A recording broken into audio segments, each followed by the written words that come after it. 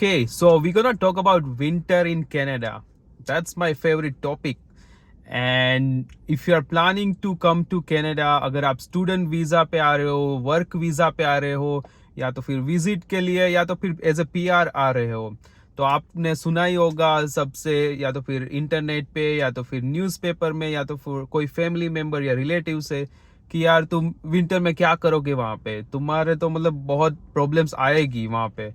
But उसी को मतलब टारगेट करने के लिए मैंने ये वीडियो बनाया है कि आपको ऑल द इन्फॉर्मेशन मिल जाए शुरुआत में, कि आपको ऑलरेडी पता हो कि यार you know what this things gonna happen over there and I need to be prepared for that. So that's the main reason behind this video and I hope you like this video and let's start with it. Okay, let's talk about winter in general कि यार क्या होता है winter, actual में होता कैसे है Canada में। तो कनाडा के पास 4 सीजन है। जो सबसे पहली है स्प्रिंग, वो मार्च से लेकर मई तक होती है। फिर आता है समर, जो जून से लेकर अगस्त या तो फिर सितंबर स्टार्टिंग। फिर आता है फॉल, जो सितंबर से लेकर नवंबर तक। और फिर आता है विंटर, जो होता है दिसंबर से लेकर फरवरी तक। You can count November and March as part of winter as well. उसमें इंटेंसिटी इतनी नहीं होती, बट जो एक्चुअल विंटर होता है वो होता है दिसंबर, जनवरी एंड फरवरी। But overall for generalization you can say 5 months of winter in Canada you have to go through. तो स्प्रिंग में क्या होता है बेसिकली, जो स्नो होता है विंटर का वो मेल्ट होना चालू हो जाता है, तो आप टेम्परेचर काफ़ी मतलब वार्मर होने लगता है। जो ठंडी होती है वो घटने लगती है, दिन वगैरह ज़्यादा लंबे होने लगते हैं। रात को आपको स्टिल ठंडी लगेगी, बट दिन में ओवरऑल आपको अच्छा लगेगा, आपको ठंडी इतनी नहीं लगेगी। Summer में obviously summer gonna be really nice. People just wait for the summer in Canada. It looks really beautiful with all the mountains and the water resources over here. तो समर में के बारे में तो ज़्यादा बोलने की ज़रूरत नहीं है, क्योंकि सबको पता ही है कितना अच्छा बन जाता है यहाँ पे। फॉल में बेसिकली ये होता है कि जो समर के बाद थोड़ी थोड़ी ठंडी होना चालू हो जाता है, और उसकी वजह से जो जो लीव्स होते हैं, जो पेड़ की जो पत्ते होते हैं वो गिरना चालू हो जाते हैं, उसके कलर चेंज होने लगते हैं। शुरुआत के महीनों में कलर चेंज होता है, from green they turn to yellow, brown और रेड, और उसके बाद इवेंचुअली वो गिर जाते हैं।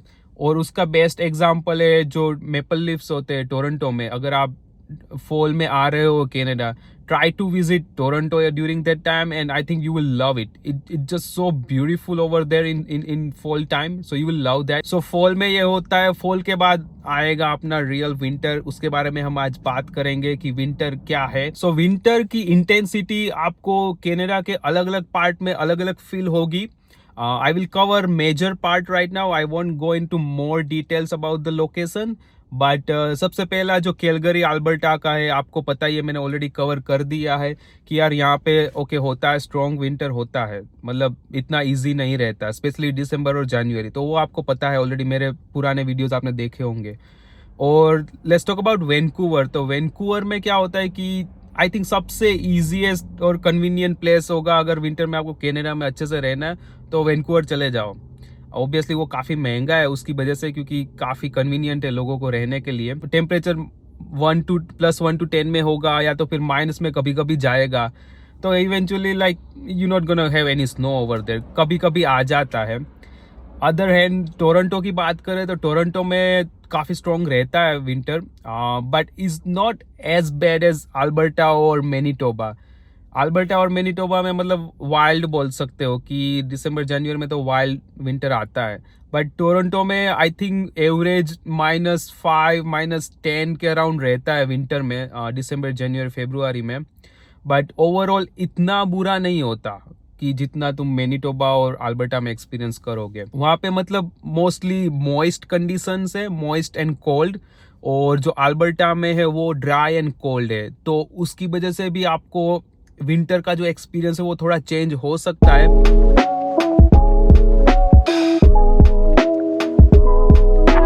आप विंटर में कैसे कपड़े पहनते हो, आप कौन से विंटर गेयर्स यूज करते हो, I think that will decide your winter experience in Canada.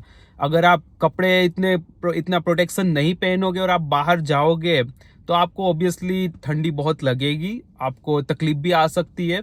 तो बेटर है कि आप अच्छे विंटर कोट्स और विंटर गेयर्स पहनो, उसका यूज़ करो, तो तो आई थिंक वो ओवरऑल आपके जो जो परेशानियां है, जो आपको ठंड की ज़्यादा ठंड लग सकती है, तो वो उससे आपको प्रोटेक्शन देगा। तो I think eventually winter gear is really important और वो आपका विंटर एक्सपीरियंस डिसाइड कर सकता है। Okay, so second most important thing is preparing your car for the winter. उसमें सबसे पहली चीज हम कर सकते हैं कि जो विंटर टायर्स है वो हमें रखने पड़ेंगे। जब भी विंटर चालू होता है तो change your tyres, your all season tyres or your summer tyres to winter tyres. कई लोग बोलेंगे कि don't worry, just use all season tyres, but from my personal experience I would highly recommend कि यार आप हमेशा विंटर के लिए विंटर टायर्स ही यूज करो, क्योंकि स्पेशली मैंने कैलगरी में तो देखा है कि इतना स्नो गिरता है तो ड्राइविंग कंडीशंस काफ़ी गंदी हो जाती है। तो आपको अच्छी ग्रिप के लिए वो विंटर टायर्स चाहिए ही चाहिए। So don't compromise with it, buy some good winter tyres. उसके बाद आता है कि हीटिंग सिस्टम। आपकी गाड़ी में अच्छी हीटिंग सिस्टम चाहिए, क्योंकि when you are driving in -20, -10, -5 you need to be warm inside your car. तो अच्छी हीटिंग सिस्टम इज मस्ट। अगर आपकी गाड़ी में नहीं है तो गेट इट फिक्स, और otherwise buy a good car कि आपको एटलीस्ट सेफ रखेगी विंटर में। उसके बाद आता है बैटरी। तो कनाडा में बेसिकली ये कॉमन इश्यू है कि आपकी गाड़ी लंबे टाइम तक ऑफ रहेगी ना, और मान लो कि 4-5 दिन, depending on the battery and the car, how old your car or how old your battery is. अगर वो मान लो कि 25 दिन आप यहाँ पे नहीं थे और बंद रहती है आपकी कार, तो आप जब वापस आओगे और आप ट्राई करोगे उसको टर्न ऑन करने की, तो वो नहीं होगा, क्योंकि जो विंटर की जो कोल्ड कंडीशंस है उसकी वजह से जो आपकी जो बैटरी होती है गाड़ी में, उसका वोल्टेज और चार्ज गिर जाता है और वो चालू नहीं होती आपकी कार। तो उसके लिए आपको मेक श्योर कि आपकी बैटरी अप टू डेट हो, या तो फिर आपको ज़रूरत पड़े चेंज करने की तो आप वो भी चेंज कर लो, ताकि आपको जब जाना हो तब, और या तो फिर कहीं पे बंद ना हो जाए आपकी गाड़ी बैटरी की वजह से। So the next one is related to battery. अगर मान लो कि आपकी गाड़ी बंद हो गई है, राइट, अगर आपको चालू करनी है, अब क्या करोगे? तो उसके लिए जंपर केबल्स आते हैं बैटरी के साथ कनेक्ट करने के लिए। आप अपने फ्रेंड की कार की हेल्प ले सकते हो, या तो कोई भी आके, मतलब आप उसकी गाड़ी चालू करके उसमें से जंपर केबल्स कनेक्ट करके आपकी गाड़ी में पावर ट्रांसफर कर सकते हो। तो उसके लिए आपको जंपर केबल्स चाहिए। अभी तो क्या होता है, अभी बहुत सारे जो मार्केट में नए जंपर केबल्स आए वो बैटरी के साथ भी आते हैं, तो आपको कोई किसी और की जरूरत भी नहीं पड़ेगी। आप उसको अकेले को यूज करके with battery you will get some power and you can turn on your car. और एक चीज है जो कार के बारे में, कि हमेशा एक अच्छा स्नो ब्रश और आइस स्क्रैपर रखो, क्योंकि आई थिंक मोस्टली आपको ज़रूरत पड़ेगी हर दिन। जब भी स्नो गिरेगा आपकी कार पूरी कवर्ड होगी स्नो से, प्लस जो ग्लासेस होते हैं ये वाले, तो उसमें हमेशा जो वो स्नो होता है उसकी और आइस वो पूरा फ्रीज हो जाता है, तो आपको कुछ दिखेगा नहीं, क्योंकि ग्लास पूरा कवर्ड होगा आइस से। तो आपको सुबह उठ के जब आप अपनी गाड़ी चालू करोगे तो आपको पूरा वो स्क्रैप ऑफ करना पड़ेगा। तो हमेशा एक अच्छा सा स्नो ब्रश और आइस स्क्रैपर रखिए, क्योंकि आपको हमेशा वो जरूरत पड़ेगी ही पड़ेगी। सो the next one is that give yourself more time for the commute, क्योंकि विंटर में कंडीशंस की वजह से, स्नोई कंडीशंस और आइसी कंडीशंस की वजह से काफ़ी सारे एक्सीडेंट्स भी होते हैं और ड्राइविंग भी काफ़ी स्लो हो जाता है। तो अगर आप मान लो कि आप 6:30 पे जाते थे समर में और आप जॉब पे 7 बजे पहुंच जाते थे, तो अब विंटर में ऐसा नहीं होगा, आपको थोड़ा जल्दी निकलना पड़ेगा, 15 मिनट या तो फिर आधा घंटा आपको जल्दी निकलना पड़ेगा, तभी आप टाइम पे पहुंच जाओगे।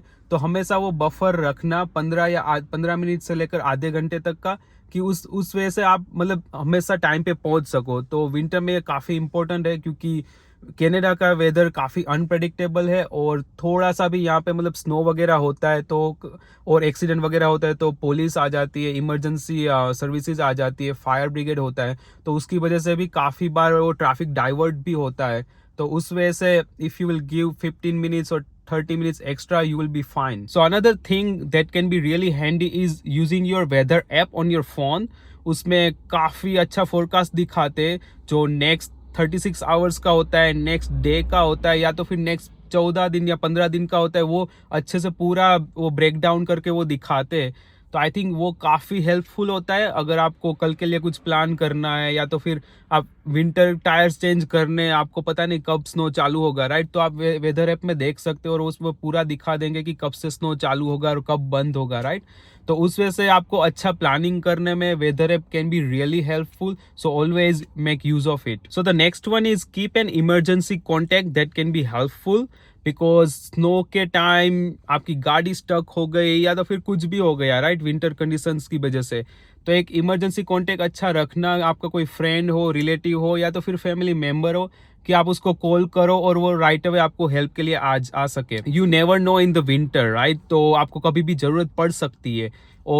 और एक चीज़ आप कर सकते हो कि जो आपका इंश्योरेंस है और जो टोइंग सर्विसेज होती है टाउन में, तो उसके नंबर्स भी हैंडी रखो कि इन केस आपको ज़रूरत पड़ गई तो आप राइट अवे उसको कांटेक्ट कर सकते हो.